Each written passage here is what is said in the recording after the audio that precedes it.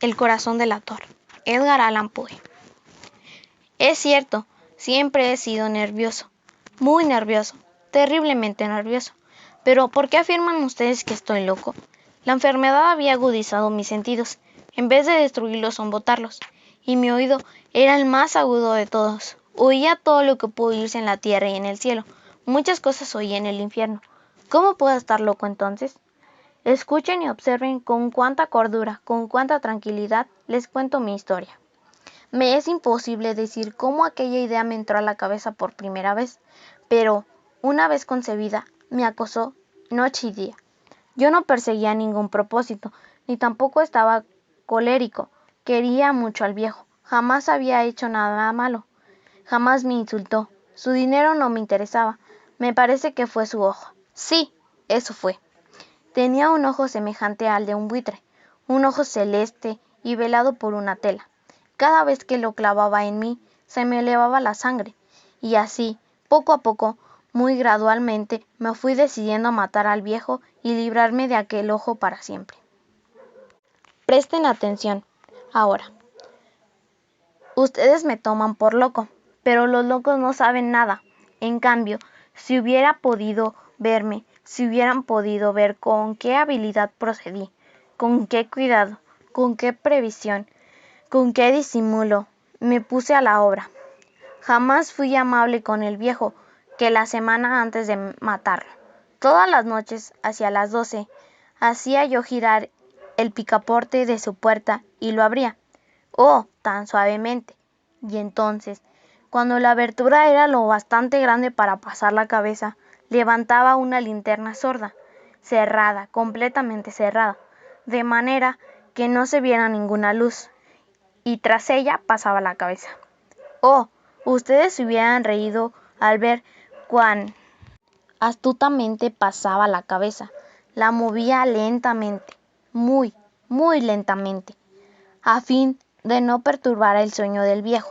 Me llevaba una hora entera introducir completamente la cabeza por la abertura de la puerta, hasta verlo tendido en su cama.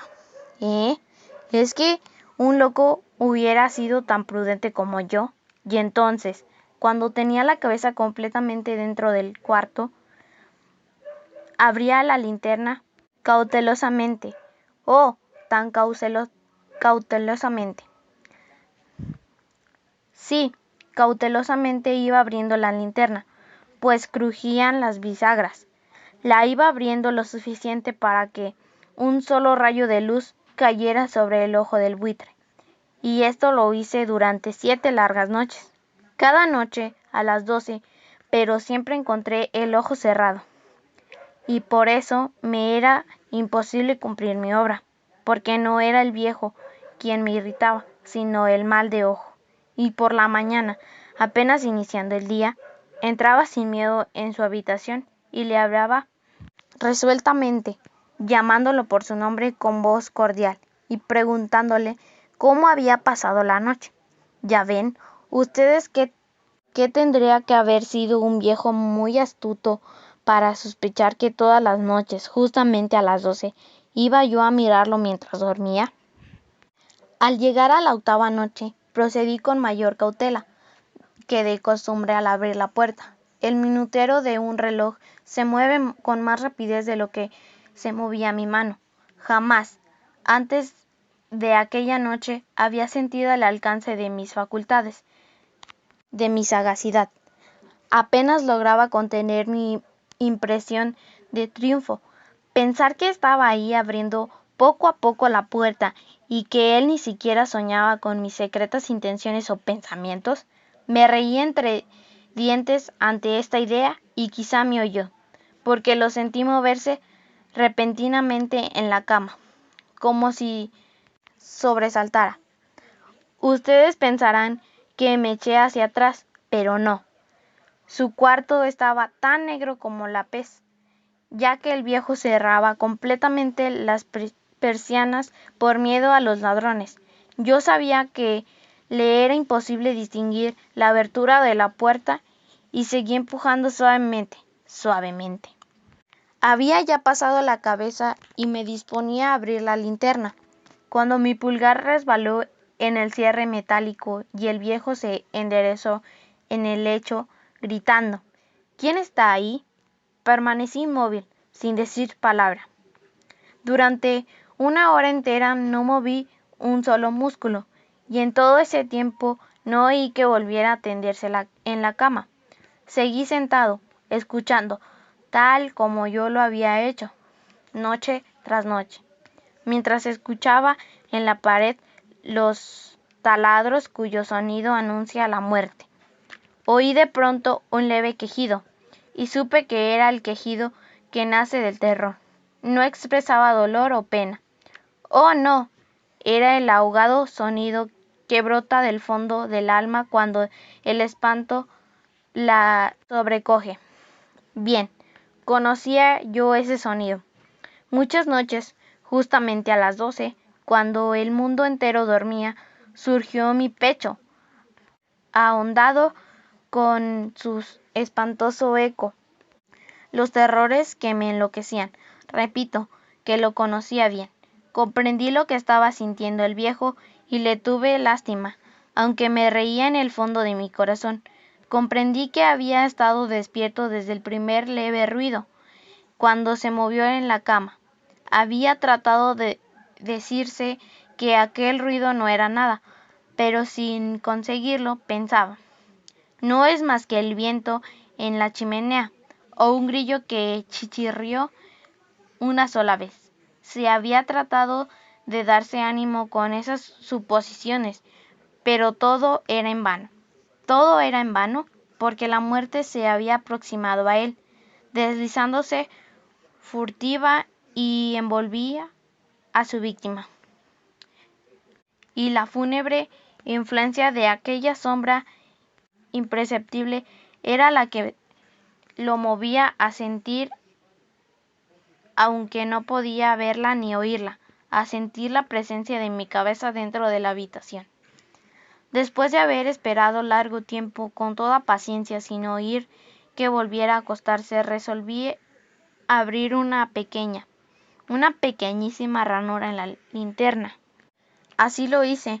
No pueden imaginarse ustedes con qué cuidado, con qué inmenso cuidado, hasta que un fino rayo de luz, semejante al hilo de la araña, brotó de la ranura y cayó de lleno sobre el ojo de buitre.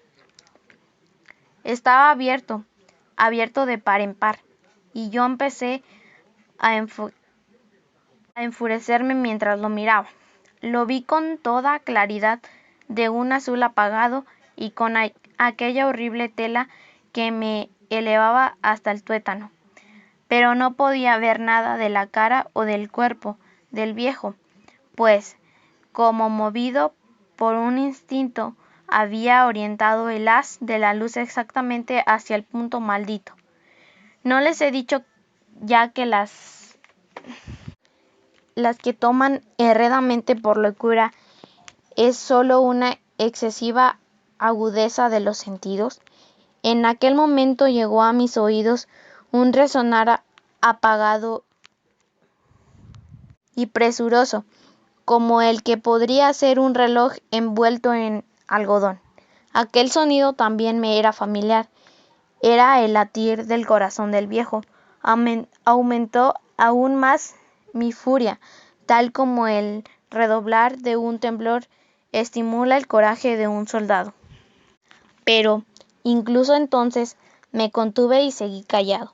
Apenas si respiraba. Sostenía la linterna de modo que no se moviera, tratando de mantener con toda la firmeza posible el haz de la luz sobre el ojo. Entretanto, el infernal latir del corazón iba en aumento. Se hacía cada vez más rápido, cada vez más fuerte, momento a momento. El espanto del viejo tenía que ser terrible. Cada vez más fuerte, más fuerte. ¿Me siguen ustedes con atención? Les he dicho que soy nervioso. Sí, lo soy. Y ahora, a medianoche, en el terrible silencio de aquella antigua casa, un resonar tan extraño como aquel me llenó de un horror incontrolable. Sin embargo, me contuve todavía algunos minutos y permanecí inmóvil. pero el latido crecía cada vez más fuerte, más fuerte. Me pareció que aquel corazón iba a estallar, y una nueva ansiedad se apoderó de mí. ¿Algún vecino podía escuchar aquel sonido? La hora del viejo había sonado. Lanzando un alarido, abrí del todo la linterna y me precipité en la habitación. El viejo calmó una vez, nada más que una vez. Me bastó un segundo para arrojarlo al suelo y echarle encima el pesado colchón. Sonreí alegremente al ver lo fácil que me había resultado todo, pero durante varios minutos el corazón siguió latiendo con un sonido ahogado.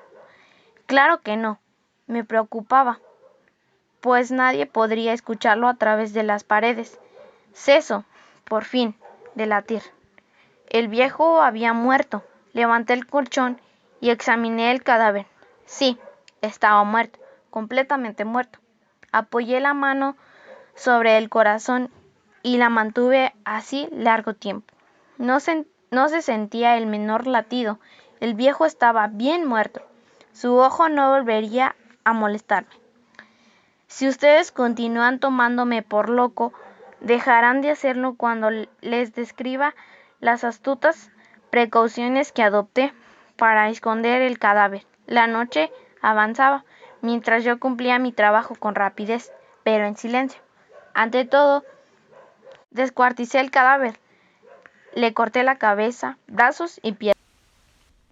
Levanté luego 3 planchas del piso de la habitación y escondí los restos en el hueco. Volví a colocar los tablones con tanta habilidad que ningún ojo humano, ni siquiera el suyo, hubiera podido advertir la menor diferencia.